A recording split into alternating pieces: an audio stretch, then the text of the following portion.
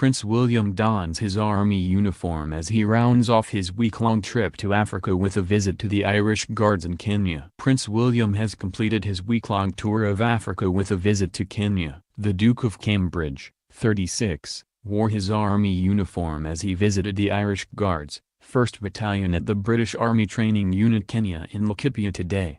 The Royal, who is the colonel of the regiment, arrived by a helicopter as he joined No. 2 Company for a training session. He also met with Kenyan Defence Forces as he was formally welcomed to the country. William has been on a private working trip in Africa for the past week as president of the United for Wildlife Group and patron of Tusk, which is another conservation organization.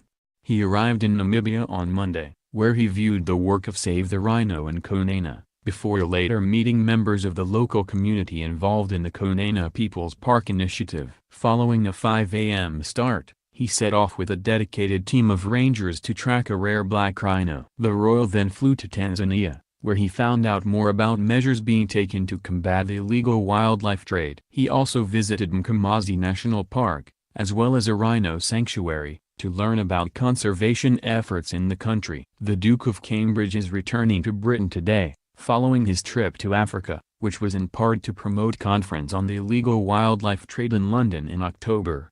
The prince is passionate about animal conservation, and has campaigned in the past against the killing of elephants, rhinos, pangolins and other species. William is also fond of Kenya, where he proposed to the Duchess of Cambridge back in 2010. Earlier this week, William revealed that Kate, 36, was immensely jealous of his trip to Africa, as he would finally get a good night's sleep away from his wonderful children.